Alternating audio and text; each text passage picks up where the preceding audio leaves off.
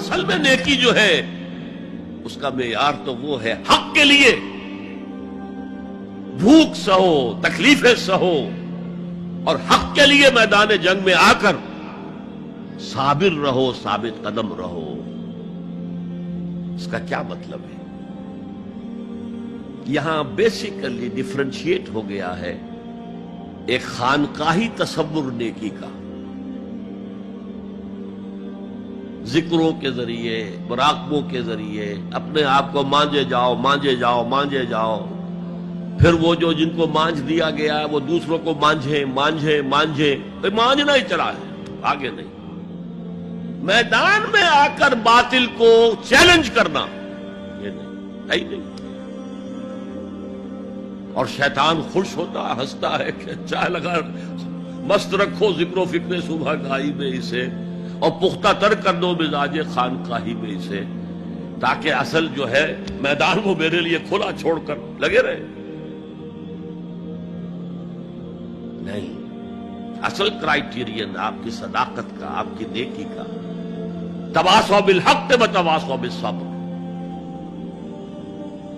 یہ صبر کسی اور کام کے لیے نہیں ہے، یہ کوئی وطن پرستی کی جنگ کا ذکر نہیں ہے، یہ کوئی قوم پرستانہ جنگ کا ذکر نہیں ہے، یہ کوئی اپنی جیسے بادشاہ کرتے تھے اپنی دولت بڑھانے کے لیے، اپنی مملکت کو توسیع دینے کے لیے صبر نہیں ہے، بلکہ یہ راہ حق میں والصابرین فی الباساء والضراء وحین الباس، خصوصاً وہ جو صبر کرنے والے ہیں فقر و فاقہ میں، بھوک میں اور تکلیف میں۔ زخم آ گیا ہے، تیسرے اٹھ رہی ہیں، برداشت کر رہے ہیں، آدمی کانپ جاتا ہے۔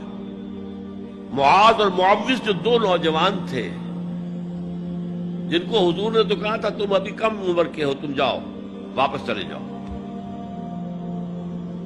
لیکن ان میں سے جو بڑا تھا اس نے کچھ کہا حضور سے تو حضور نے مان لیا، چلو ٹھیک ہے تم آ جاؤ۔ چھوٹے نے کہا حضور میں اسے پچھاڑ سکتا ہوں، آپ نے کشتی کرائی، اس نے پچھاڑ دیا کہ اچھا بھائی آ جاؤ، تم بھی آ جاؤ۔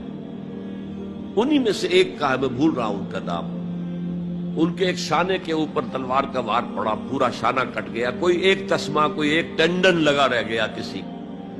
اب وہ ہاتھ جو ہے وہ لٹک رہا ہے، وہ دوسری ہاتھ سے تلوار چلا رہے ہیں لیکن یہ رکاوٹ ڈال رہا ہے۔ انہوں نے اپنے ہاتھ کو اپنے پاؤں کے نیچے رکھا، زور سے جھٹکا دیا اور اس بازو کا علیحدہ کر کے پھینک دیا۔ اور میں سچ کہتا ہوں انہیں کوئی درد محسوس نہیں ہوا ہوگا۔ وہ جذبہ جو ہوتا ہے وہ انسان سے سب کچھ کرا دیتا ہے، جس کا ہم تصور نہیں کر سکتے۔ والصابرین فی الباساء والضراء وحین الباس، اور جنگ کے وقت، حق و باطل کی جنگ، وہ جنگ جو ہے زرپرستی کی نہ ہو، ملک گیری کا نہ ہو،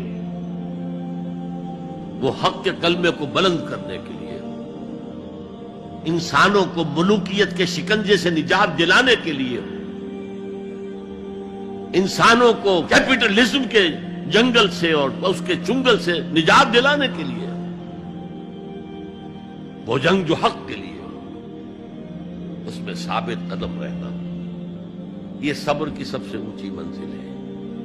اور یہ نمایاں ترین فرق ہے اسلام کے تصور نیکی میں اور جو آپ دنیا میں دوسرے، چاہے وہ بدھ مت کا تصور ہو اور چاہے وہ کسی اور کا تصور ہو اور چاہے وہ صوفیانہ تصور ہمارے ہاں کا ہو، چاہے وہ کرسچین موناسٹیسزم کا تصور، ان سب سے جو فرق ہے وہ یہ ہے کہ جہاد فی سبیل اللہ چوٹی پر ہے، دیٹ از دی پیک۔ حضور نے اسے کہا ضرورت السنام منہ الجہاد فی سبیل اللہ۔ ہمارے دین کی حقیقت جو ہے اس میں اس کی چوٹی جو ہے وہ اللہ کی راہ میں جہاد ہے۔